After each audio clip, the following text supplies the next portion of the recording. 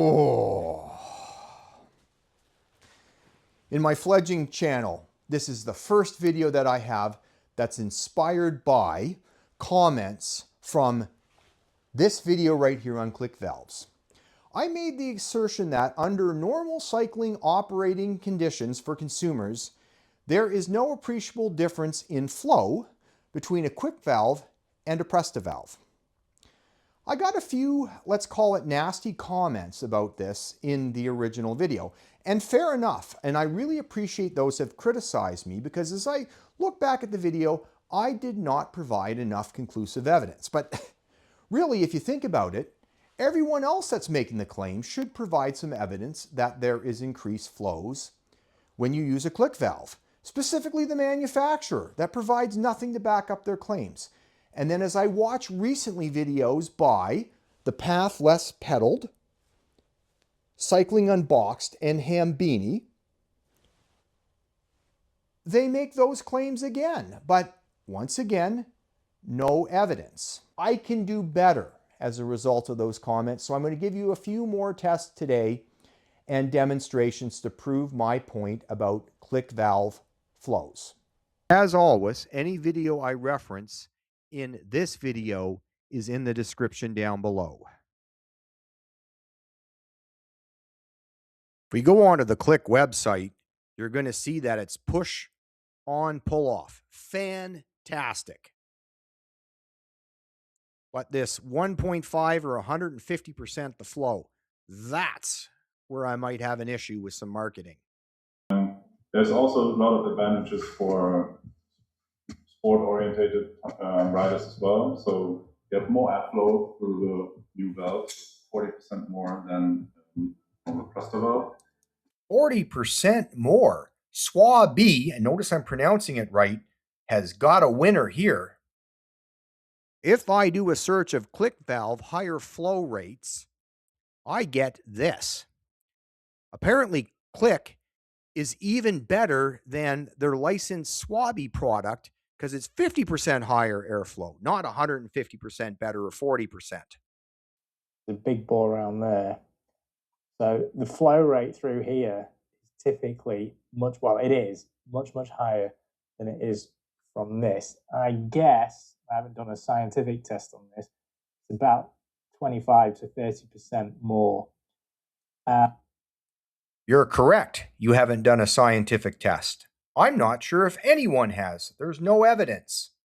Only that, I found that you don't need a charger pump to pump up the tubeless because the flow rate is so high with the Clik valves. Literally just stick the Clik valve on as normal and just start pumping the first 2 or 3 fairly quick, and then it's like pumping up as normal after then.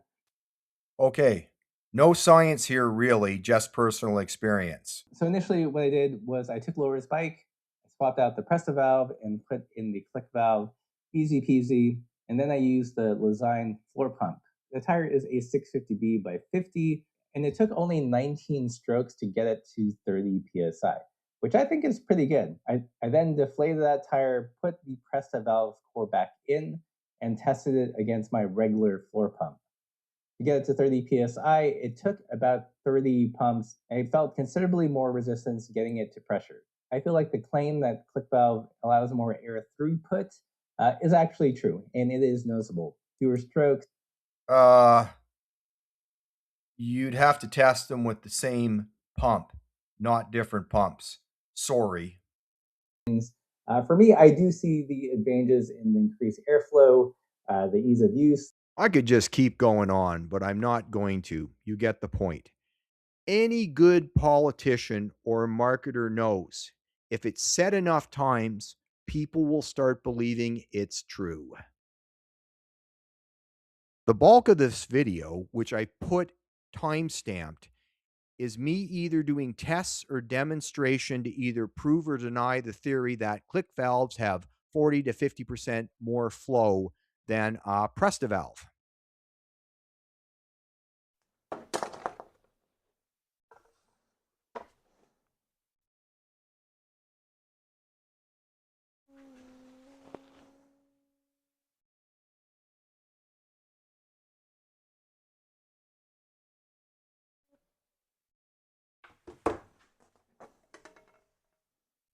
That's what I refer to as the falling pump head test, which provides a good visual demonstration that under very low pressures, the Clik and the Presta valve let air through at the same rate.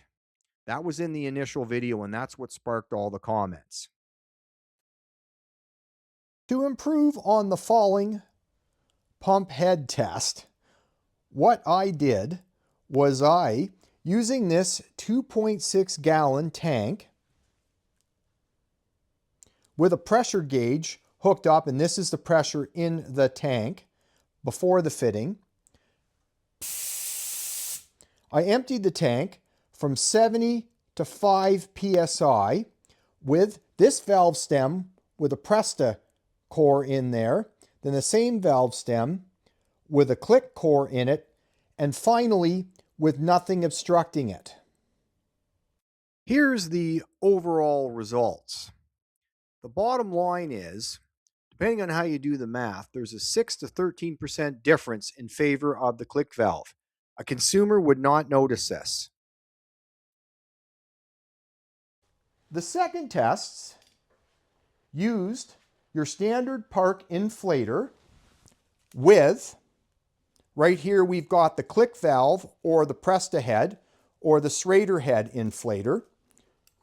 When I started it, I would start at 80 psi and see in the tank and see how long it took to inflate it to 30 psi using this stopwatch and this GoPro's setup to monitor the time, because I've only got 2 sets of hands.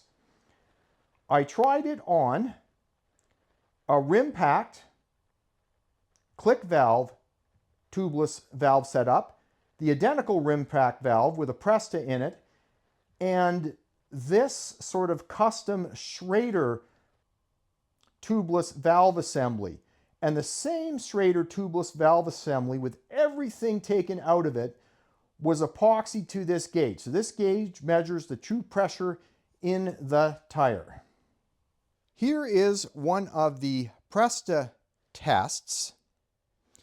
You can see I'm at 0 psi and the stopwatch is running, and I've got the camera right here recording for me later to get the data.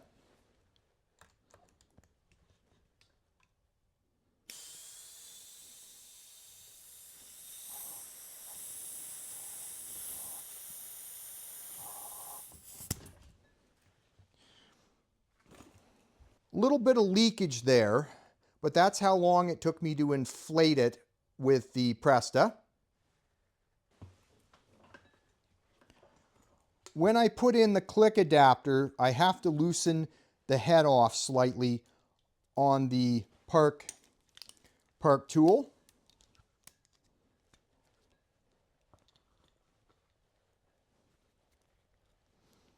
I don't know if I'll show it, but there's the pressure gauge showing the 80 in the tank that I always use. The Clik pump head doesn't click. That's why I'm holding it.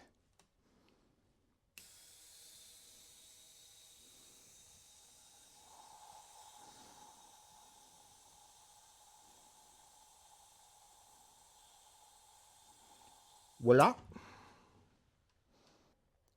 For Presta.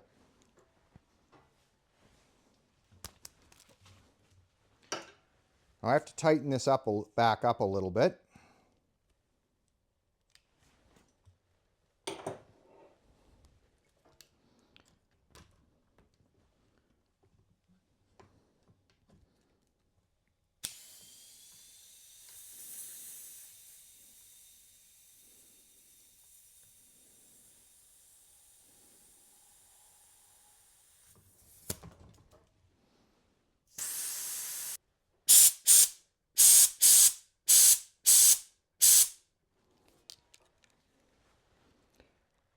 For Schrader.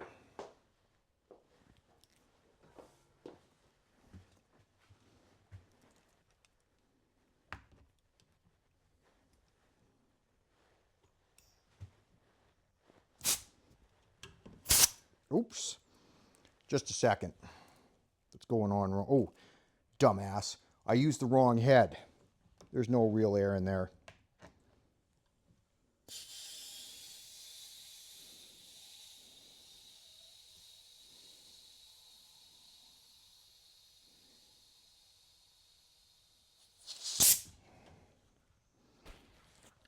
I repeated this test 5 times for each valve assembly. The results indicate there's exactly no difference. I didn't go to any decimal places just because the consumer is not going to notice 8.71 seconds versus 9.62. Let's test the mini boom box. I've got this set to 20 psi. We've also got their gauges. These may differ a bit, but we're going to go click first.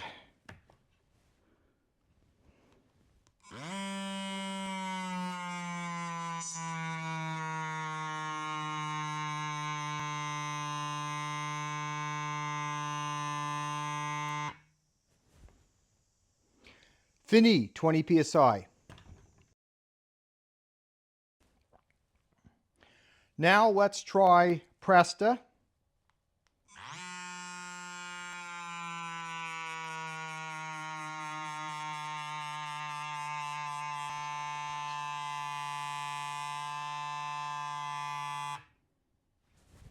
Fini. Here are the results of the 2 compressor tests. Once again, a consumer's not going to notice a difference here. They're pretty much identical. These are 2 identical one-up pumps. These are high volume, low pressure pumps, typically for mountain bike or gravel. The only difference between the pumps is that I've hacked this one if you look at my video 1, so now there's a click head on this. I wish one-up just made a click head. They could charge a lot of money for this, license click, and for those of us that have a lot of one-up pumps, this would sure save us from buying a new pump. So when I put this on to use it with my test rig, this is a pure pleasure. And one thing I noticed in other videos is whenever you're using a hand pump, it's always best to somehow brace the head so that you're not loading the valve stem or you're minimizing the movement. You see what I've done there? Rather than just pushing on it. So when I switch to the standard Presta friction fit, it's a pain in the ass getting the thing on. But as far as pumping efforts go, it's the same and or easier than the Clik based on my perception. So let's just say the same. Where it gets to be slightly harder is when you go Presta friction head onto the Clik, the backwards compatibility they call it. So what happens here, if you watch the silica video in the description, is Josh states that in their research, the amount of effort it takes to push down the Clik spring when you don't have the special adapter is typically between 6 and 7 psi. And I certainly can believe that claim when putting the effort in. It's not overwhelming, but say you had Phil Gaiman-like arms, you might get tired pretty quick.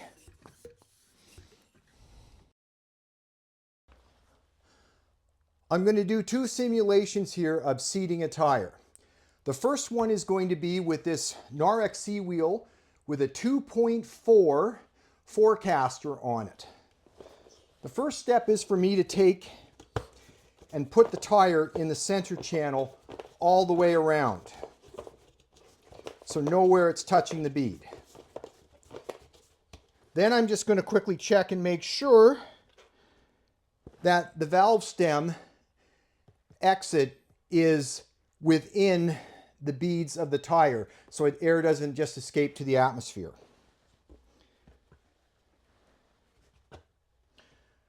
I'll use the Clik valve first.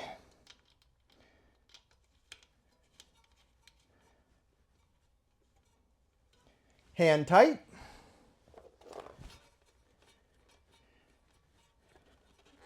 I'll just make sure the valve stem's tight too. Everything's secure, and I'm using my nasty Blackburn, I don't know what this thing is, but it's a monster, for seating mountain bike tires.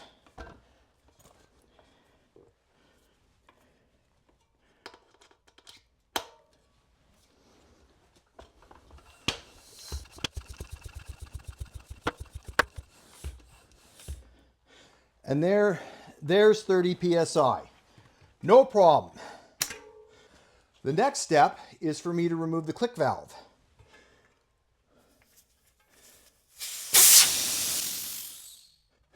And install the Presta.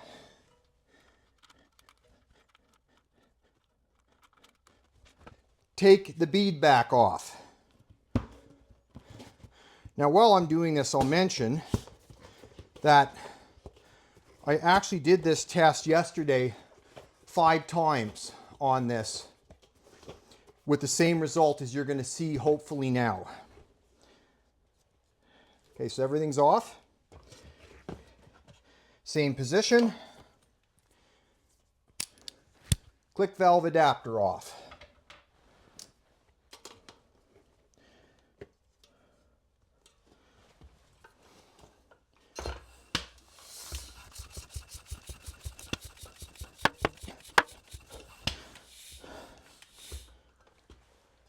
.30 PSI, clicked on the bead. Same results at click valve, and boy, do I need to get some exercise.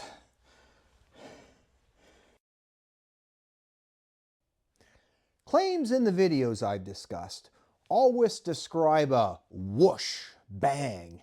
Suddenly they can seat a traditional road tubeless tire where they couldn't do it with Presta.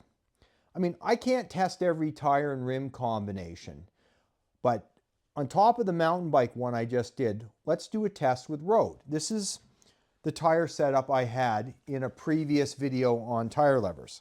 So what I'm going to do here is take this head Ardennes, I think it's a 23 mil wide internal with a GP 5000 tubeless ready 32 with a click valve in it right now. And, ooh, that takes a little bit of effort, but I'm going to pop the thing off the bead all the way around like I've just mounted it.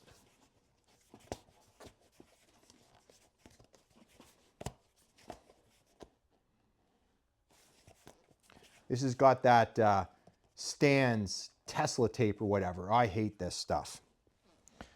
So then what I'm going to do is see if I can seat this. I might have to do a trick of holding down the area around the valve stem because this rim is not as wide as some of the other rims I've used. And typically if you have a wider rim, it's easier to seat because there's more room for the beads of the tire to sit down in the channel of the rim.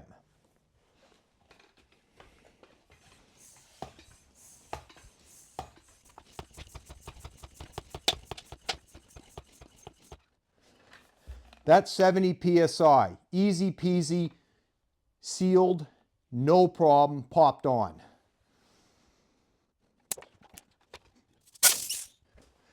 Now what I'm going to do is try the same feat with the Presta valve.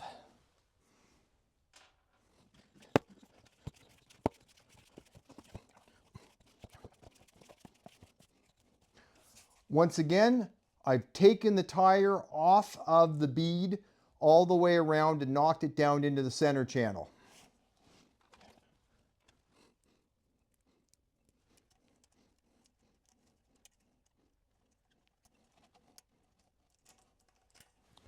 Now there you can clearly see one advantage of click. I just tighten the click on with my hands, whereas the Presta you have to faff around with this tool. You can't tighten it just with your hands.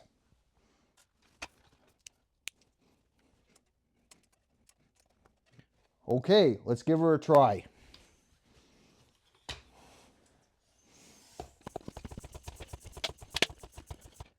Well, that was just as easy, I gotta tell you. I really didn't notice any difference. Now, that doesn't mean that if you have a different setup and maybe, using my logic, the click will work and the Presta won't. I can tell you also, I've practiced this before. I've done this about 4 to 5 times on each valve assembly. It's clear I need to do some more exercise, but every time I manage to pop this thing on, I'm just filming it now, but I really don't notice a difference with the gear I got. Hambini in his video compared the outlets to the Presta and the Clik Valve and noted, which is correct, that the outlet on the Clik Valve appears to pass more air. I can't disagree with that. The issue is that's not where the constriction on either of these valve cores is. Get that out. So if we, and this was expensive, this is the third one I slaughtered, but the constriction in a Clik valve is in the upper part of the body when the spring is compressed. There's not a lot of space there for air to travel through between the annular space of the shroud, let's call it, and the compressed spring. Now here's a shocker. If you look at a Presta valve taken apart, here's the head of it. There's the plunger and the body. What a lot of people don't realize is that your air actually, when you have a higher pressure on this side, it pushes down and the air only passes through that opening and that opening on the Presta valve. And I'll show this to you in a demonstration. Thanks to our friends at Maroka, a Chinese TPU tube brand, which I really don't recommend buying, I'm going to show you exactly how a Presta works. Maroka, or whatever it is, uses recycled juice box straws as their valve stems. I'm sure there's going to be no durability on this. We can see a Presta valve operating. So clearly when I push down on it and put the plunger all the way in, the only way for the air to escape is through those gaps. And that's the same when you're pumping it up. That's the only place for the air to go in.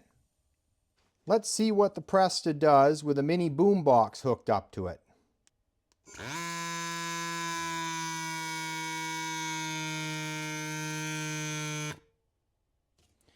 You can see how the valve was open, but I don't think it was completely opened. Let's try it now with a Leasine pump. One of the advantages of having the Presta molded in is the fact that you can't pull it out with this head. Now let's see what happens to it.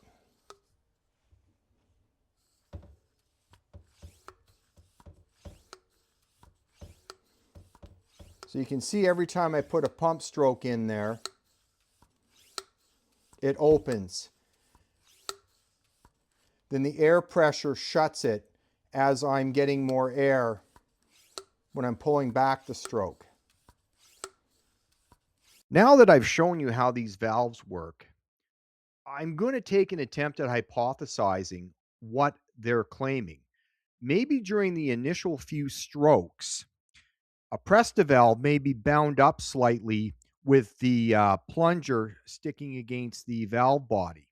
And I've seen videos on YouTube where someone says, and I've always done it because I've been taught to do it, but I don't know why, to give a Presta valve a double pump before you start putting air into it, maybe to reduce the friction right here. That's all I've got. That's the only hypothesis I have to explain these marketing claims. Based on my testing, and more importantly, my experiences of working with Clik valves over the last 18 months, I can find no evidence for their marketing claims of 40 to 50% increased flow. You would be able to absolutely notice the difference, and I didn't. This is not to say that Clik Valve is not a quality product, and I think it is quite innovative. And for me personally, I've got a lot of this stuff here. I'm going to be giving a very favorable 18-month review for the product. This video solely focuses on the marketing. With that, please like, subscribe, and if you've got a question or comment, please put it down below, and we'll see you next time. Ride hard.